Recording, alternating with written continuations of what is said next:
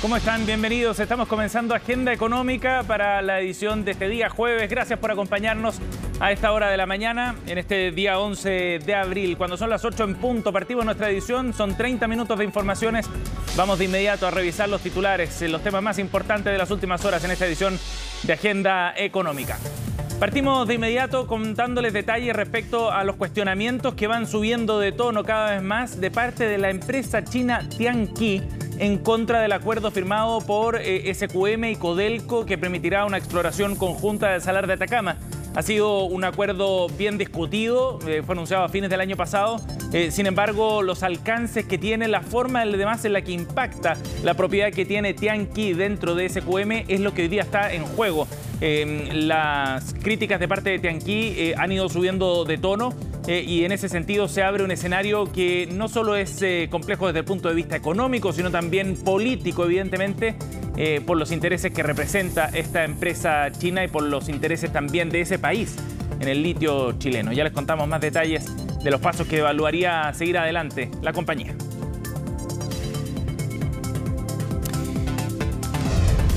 Por otro lado, vamos a hablar también de las proyecciones que ha hecho Bank of America, el banco norteamericano que ha elevado su proyección respecto al precio del cobre y no solo para este año, donde ya el precio del metal rojo está por sobre los $4,2 la libra, sino también para el 2025. Proyecta que incluso, fruto de una mayor demanda por este metal, el precio podría llegar a los $5 la libra y batir algunos récords incluso. Son precios altos que evidentemente tienen un impacto también respecto a nuestro país. Es el principal producto de exportación y una fuente de ingresos para el fisco tremendamente importante. Las razones detrás de la proyección que ha hecho Bank of America, todo eso lo vamos a revisar también en unos minutos.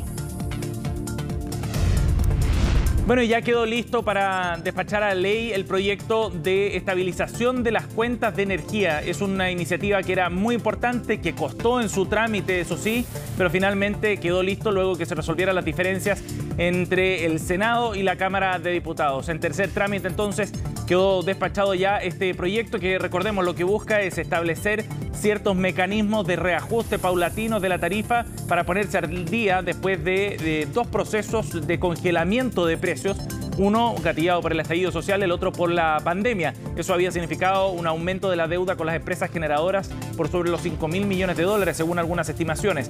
Este proyecto se hace cargo de esa situación, pero también genera subsidios para los segmentos de la población de menores ingresos. Ya les contamos más también en minutos. Bueno, y mala noticia para los automovilistas esta. En todo caso, no es ninguna sorpresa. Las bencinas vuelven a subir 32 pesos. Lo harán las bencinas en el caso de la de 93 y la de 97 octanos. La del diésel también sube, en todo caso, un poco menos, 16 pesos. ¿Cuáles son las razones? ¿Por qué está subiendo tanto el precio de las bencinas? Ya lo había hecho hace un par de semanas. Bueno, otro tema que estaremos revisando acá en Agenda Económica.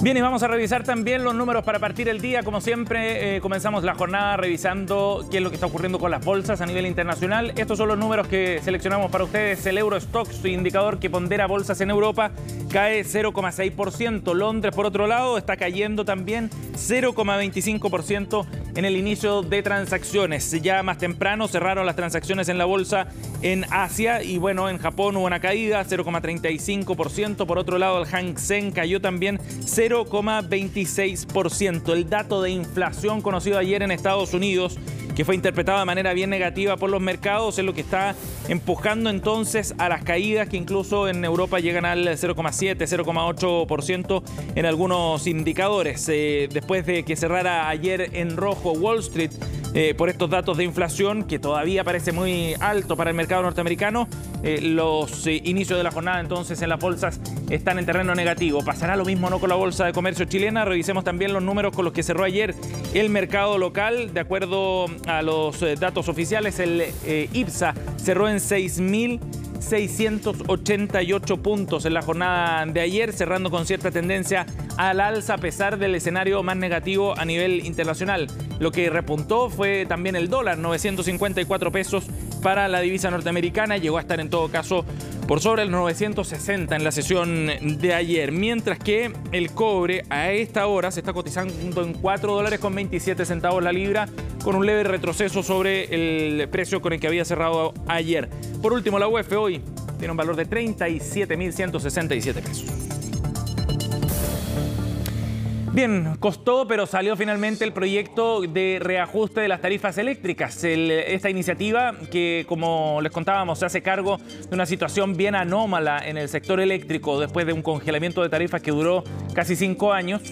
Finalmente fue despachado del Congreso, está listo ya para hacer ley. El trámite, como decíamos, había sido difícil, fundamentalmente por las diferencias que había en el proyecto que venía desde el Senado con la Cámara de Diputados. Pero de todas maneras se logran resolver esas diferencias y de esta forma entonces el proyecto queda listo para ser implementado después del despacho ayer del Senado. Esto va a destrabar entonces el congelamiento de las subidas en el precio de la electricidad que estaba planteado así desde el año 2019. Se generó una primera suspensión del reajuste de tarifas. Eso ocurrió en 2019 en el contexto del estallido social y cuando se entregaba una señal evidentemente a la ciudadanía en un contexto bien álgido. Luego, en medio de la pandemia, en momentos de mayor desempleo, de menores ingresos para la familia, se da otra señal también y se congela el segundo proceso de reajuste tarifario. Y esto entonces va a permitir que se reajusten las tarifas, pero no de una sola vez, lo que habría significado un impacto muy duro para la familia, sino de manera paulatina. Permitirá ir moderando entonces las alzas que estaban previstas en la cuenta de luz y hacerse cargo de esta deuda superior a los $5.000 millones según las estimaciones que hay con las empresas generadoras. Son ellas las que hoy día tienen pendientes esos ingresos producto de estos reajustes. El proyecto básicamente apunta a mitigar estas alzas. Recordemos que la Comisión Nacional de Energía había planteado, dependiendo de los tramos de consumo, que el reajuste podía ir desde un 8,2% en el caso de los tramos de los hogares o con clientes de menores consumos y hasta un 88% en el caso de aquellos clientes de mayor consumo a nivel nacional, fundamentalmente empresas, ya sea pequeñas o medianas o las más grandes, por supuesto. Bueno, el costo del beneficio, además, para mitigar el impacto de estas alzas, el subsidio será de 120 millones, se aplicará en los años 2025 y 2026. Escuchemos qué fue lo que dijo el ministro de Energía, Diego Pardo, tras el despacho desde el Senado. Una muy buena noticia para las familias de nuestro país, porque el alza inminente, recordarán cómo se origina este proyecto con el informe de la Comisión Nacional de Energía que mostraba que en segmentos de clientes nos íbamos a ver en la obligación de duplicar las cuentas de la luz. Eso significa que a fin de mes no le va a subir la cuenta de la luz a las personas. Vamos a trabajar para que a partir de junio se produzcan alzas moderadas en todos los segmentos y a su vez vamos a entregar un subsidio a 1.100.000 hogares, cerca de 2,5 millones de personas. También por primera vez en nuestra historia vamos a ser capaces de llegar con un descuento específico para las zonas de transición, esto es las comunas de Coronel, Quintero, Mejillones, Tocopilla y Huasco, donde vamos a establecer un descuento del orden de un 20% en las cuentas finales de los clientes que viven en esas comunas. Bien, 8 de la mañana con 9 minutos. Vamos a ir a otro tema. Ayer en la Cámara de Diputados finalmente se despachó el proyecto de cumplimiento tributario. Esta es una iniciativa bien importante que contiene el pacto fiscal que empuja el gobierno. Vamos a conversar de este tema junto al ministro de Hacienda. Mario Marcel nos acompaña aquí en Agenda Económica. Bienvenido, ministro. Muy buenos días. Buenos días, gracias por el contacto. Ministro, después del duro golpe que había significado el rechazo de la reforma hace más de un año en la Cámara de Diputados, ahora ustedes logran una victoria política bien importante para sacar adelante esta parte del llamado pacto fiscal, que es la que tiene que ver con el combate a la evasión y la ilusión y a la informalidad. ¿Es un punto de inflexión, cree usted, en la discusión tributaria? Bueno, es un paso adelante bien significativo. Yo diría por 3 razones. Primero, porque es un proyecto muy central del pacto fiscal. Actualmente tenemos otros proyectos que forman parte del pacto fiscal que están en el Congreso. Por ejemplo, se acaba de aprobar en general el proyecto sobre permisos de inversión sectoriales. Así que vamos avanzando con esta agenda, se van mandando proyectos, van avanzando en su tramitación, otros van a venir ahora relativamente pronto. Entonces, eso primero. Segundo, porque este es un proyecto que va a generar un volumen de recursos importante para financiar gastos prioritarios, particularmente el aumento de la PGU, la mayor inversión en seguridad ciudadana que está comprometida. Sí. Y en tercer lugar, porque este es un proyecto que busca combatir un flagelo que significa abuso de los recursos públicos, que significa que hay personas que no pagan los impuestos que les corresponden, y eso la ciudadanía, la gran mayoría que sí cumple con sus obligaciones, lo ve como una fuente de injusticia. ¿Ah? Así que por esas tres razones creo que es un paso bien importante. Ajá. Ministro, en términos generales, una de las preocupaciones que hay es que efectivamente las mayores atribuciones que se le van a entregar al Servicio de Impuestos Internos queden debidamente resguardadas desde el punto de vista de la implementación. Mayor capacidad, sí, pero que eso no signifique abuso. Y los senadores ya adelantan que van a poner el foco en eso también en la discusión. Lo ha planteado el senador Coloma y el senador García Ruminot. ¿Cómo ve usted ese punto? ¿Hoy día el proyecto resguarda que efectivamente el servicio ejerza las atribuciones que va a tener de manera responsable? Por supuesto, nosotros todo lo que sea fortalecer la institucionalidad nos parece valioso. La verdad es que con los diputados habíamos discutido varias medidas o varios ajustes al proyecto en ese sentido. Algunos alcanzaron a incorporarse y se votaron ayer, otros por una cuestión procedimental no pudieron incorporarse en el trámite de la Cámara de Diputados, pero lo vamos a llevar al Senado. Así que en ese sentido, para nosotros no es un tema incómodo en lo absoluto, siempre que lo que busquemos sea el fortalecimiento de impuestos internos como una institución técnica y profesional. ¿Ah? Y lo digo porque ayer un diputado planteaba, por ejemplo, que el director de impuestos internos pudiera ser acusado constitucionalmente. Yo diría, no hay nada más político que una acusación constitucional. Entonces, creo que tenemos que ser claros. Acá se trata de fortalecer el servicio como una institución técnica y profesional. Y en ese camino siempre nosotros vamos a estar dispuestos a buscar formas para poder avanzar en esa materia. Ahora, de todas maneras, saliendo del análisis político del proyecto, surgen desde el espacio técnico también críticas. Hoy día, por ejemplo, la vicepresidenta del Colegio de Abogados, Soledad Recabarren, en el diario Mercurio, dice que el servicio ya se ha sobregirado en la información que le está pidiendo hoy día, no en el futuro, a los contribuyentes, y acusa una cancha dispareja entre deberes y derechos de los contribuyentes, lo que se podría exacerbar, digamos, con el proyecto actualmente. Mire, yo creo que tenemos que tener claro de que los abogados tributaristas son una parte interesada en esta discusión. Son los abogados tributaristas los que asesoran a los contribuyentes en materias tributarias, ¿ya? Así que tenemos que ser un poco cuidadosos respecto de el tipo de mensajes que escuchamos. ¿Porque se les acaba el negocio, ahora, dice usted, ministro? Entiendo yo que estas declaraciones de Soledad Recabarren están relacionadas con el aplicativo que se incluye en la operación renta para declarar ingresos por arriendos. Eso no implica excederse en ninguna cosa porque los arriendos, salvo en ciertas categorías de viviendas, de FL2, etcétera, son renta que están sujetas al impuesto a la renta. Y el Servicio de Impuestos Internos, en la medida que no tiene información alternativa, no tiene una fuente de información directa sobre los arriendos, depende mucho de lo que declaren los contribuyentes. Es distinto de, por ejemplo, las remuneraciones, porque ahí, es cierto, cuando a uno le proponen, le hacen la propuesta de declaración, la información que se incluye ahí es la que el servicio ha obtenido de parte de las empresas que pagan los salarios, por ejemplo. Pero en el caso de los arriendos, eso no existe y por lo tanto el servicio ha incluido una aplicación dentro del formulario que permite que uno, si es que ha tenido ingresos por ese concepto, los declare y pague los impuestos que le corresponden. No veo en qué eso puede constituir un abuso o que el servicio esté excediendo sus facultades. En ese sentido, ministro, es que este argumento se repite en varias ocasiones en la discusión.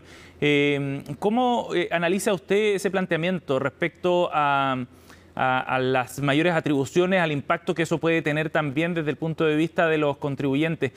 A propósito de que este proyecto lo que busca es hacer cumplir la ley, ¿no? En ese sentido, el argumento que se repite respecto a las dificultades que esto puede generar, a los problemas también para los contribuyentes que quedarían algo más indefensos. ¿Cómo analiza usted ese argumento en el debate?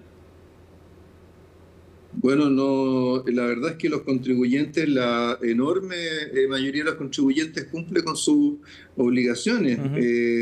La gran mayoría de la población lo hace cuando paga el IVA, ¿cierto?, en una compra, y por lo tanto nada de eso tiene que ver con lo que estamos discutiendo acá. Este proyecto lo que busca es entregar facultades para combatir la evasión, que es un delito tributario, y para combatir la elusión, que es el uso de resquicios legales para pagar menos impuestos. Y yo creo que cuando hemos conocido casos como los del megafraude tributario, con 250.000 millones de pesos de facturas falsas emitidas, cuando conocemos casos como los de Factor, 10.000 facturas falsas para abultar una operación, un negocio de factoring, cuando conocemos el primer fallo que ha habido en la norma antiilusión, una empresa que simuló una operación de crédito creando una institución financiera que hizo un solo préstamo en toda su vida, que fue una filial en Chile para poder pagar menos impuestos a la renta. En fin, yo creo que ese es el enemigo. El enemigo no es impuestos internos, el enemigo de impuestos internos no es la ciudadanía en general, sino que son quienes realmente abusan del sistema. Ministro, uno de los temas que quedó pendiente tiene que ver con la norma general antielusión y la posibilidad de que quede en sede administrativa. ¿Cuán importante es ese tema en la discusión que viene en el Senado? En la mirada global del proyecto, me refiero. Sí, bueno, es uno de los temas importantes que están contenidos en el proyecto, porque nosotros, cuando en Chile creamos esta norma antielusión en el año 2014, se creó con una modalidad muy sui generis que no existe en otras partes del mundo, que es que los casos de práctica elusiva o planificación tributaria agresiva, el Servicio de Impuestos Internos tiene que irlos a probar a un tribunal para poder girar el impuesto.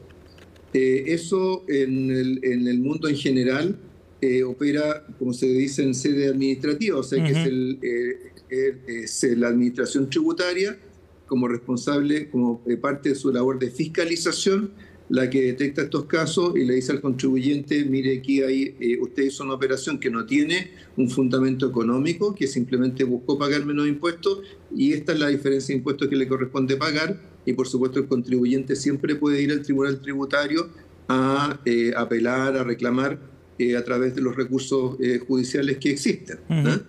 Entonces eso es lo que trata de corregir el proyecto, pero incorpora una institución que en Chile no existía, que es un panel de expertos que se pronuncia respecto de los casos que va identificando el Servicio de Impuestos Internos, y dependiendo de esa opinión, a partir de ahí se genera o no la aplicación de la norma.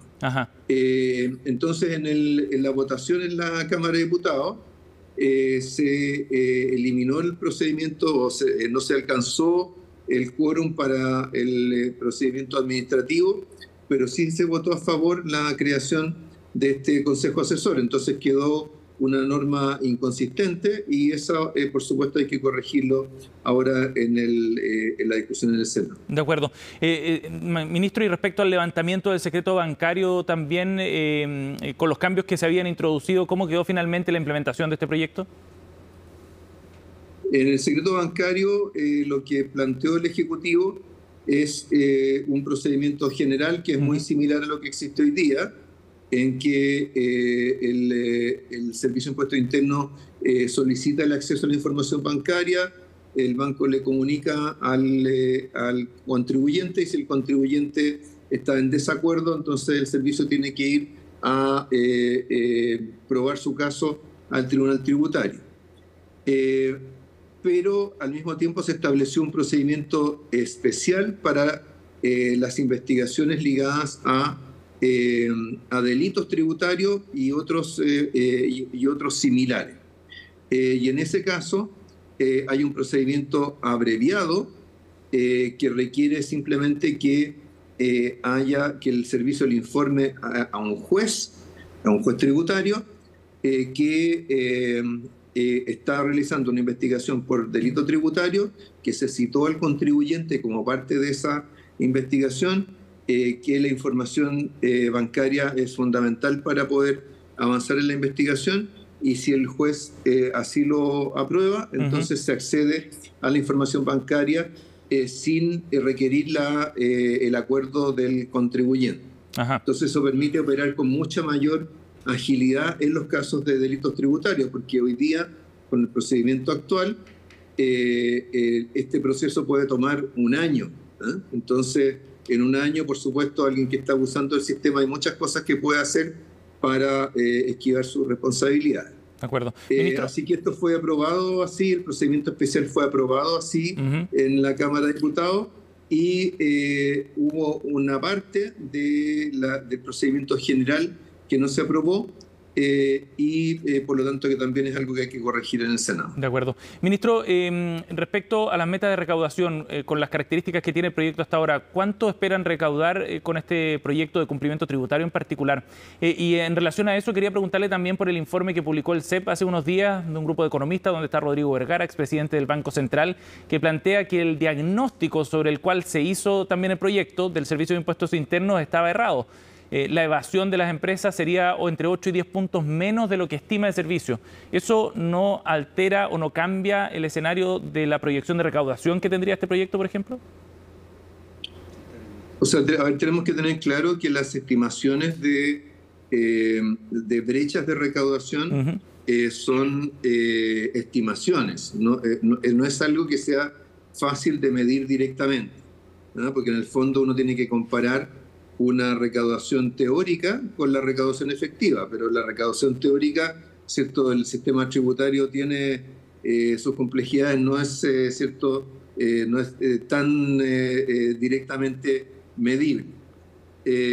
Ahora, el estudio del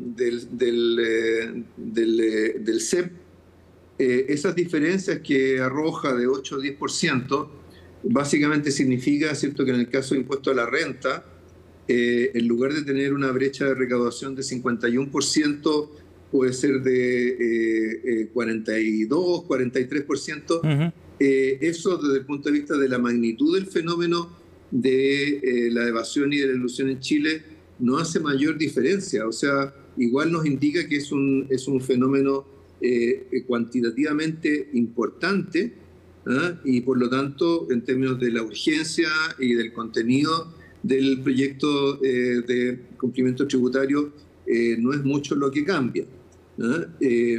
Ahora, en términos de las estimaciones de recaudación, nosotros las estimaciones de recaudación no las hacemos por el lado de calcular una fracción de lo que se estima que se evade, sino que en realidad el trabajo que hizo ahí, particularmente el Servicio de Impuestos Internos, fue basado en los instrumentos que se le o las facultades que se otorgan para poder fiscalizar mejor. De acuerdo. Ministro Marcel, muchas gracias por conversar con nosotros esta mañana aquí en Agenda Económica, muy amable. Muy bien, muchas gracias y que tengan un buen día. Igualmente, hasta luego. 8:24, nos vamos a ir a la pausa y ya volvemos, seguimos con Agenda Económica.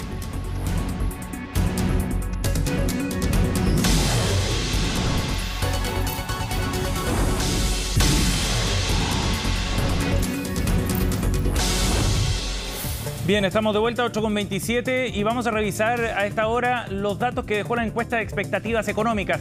Es este sondeo que realiza el Banco Central entre distintos expertos, académicos, consultores y otros en el mercado chileno para ver cuáles son las proyecciones. Y lo que ha planteado esta encuesta es que el mercado ve un crecimiento más alto para este año de lo que estaba proyectando en la encuesta anterior, la de marzo. Revisemos los datos, vamos a mostrarles de inmediato qué es lo que ve el mercado en estas expectativas económicas. Sobre la inflación, primero, para abril, el dato de abril debería ser de un 0,3% en el IPC. Luego en mayo se repite el mismo número, una variación de 0,3%. Y de esta forma entonces se va trazando un escenario de inflación a diciembre de 3,7%. Bien en línea con lo que ha planteado el Banco Central, que está proyectando un escenario parecido, 3,8%. La inflación, en tanto, a diciembre de 2025 viene enrilada a acercarse a la meta del Banco Central, 3% para fines del próximo año. Ahora, ¿qué es lo que se ve desde el punto de vista del crecimiento? Eso también es bien interesante porque el mercado está más optimista respecto a lo que puede ocurrir durante los próximos meses. En torno a la tasa de política monetaria, en la reunión de política monetaria de mayo se espera un recorte de tasa, pero ya el mercado proyecta que la velocidad de esos recortes va a ser menor, de 50 puntos base para llegar a un 6% en la reunión de mayo, y luego en junio se repite una dosis similar, 5,5%. De hecho, de aquí a fines de año, la tasa de política monetaria debería estar en torno al 4,5%, de acuerdo a lo que está proyectando el mercado. Y recién hacia 17 meses se acerca al 4%. Es decir, podría estar viendo quizás el mercado una tasa de política monetaria neutral, ya no en torno al 3%, sino un poco más alta debido a las presiones inflacionarias que hemos visto en los últimos meses. Por último, revisamos también los datos de actividad. El IMASEC en el mes de marzo debería ser de un 2%, está proyectando la encuesta del Banco Central. El IMASEC no minero sería un 1,6%. Y aquí viene el corolario de todas estas proyecciones. Al fin de este año, 2024, la economía va a crecer un 2,5%. ¿Y qué proyectaba la encuesta de expectativas de marzo?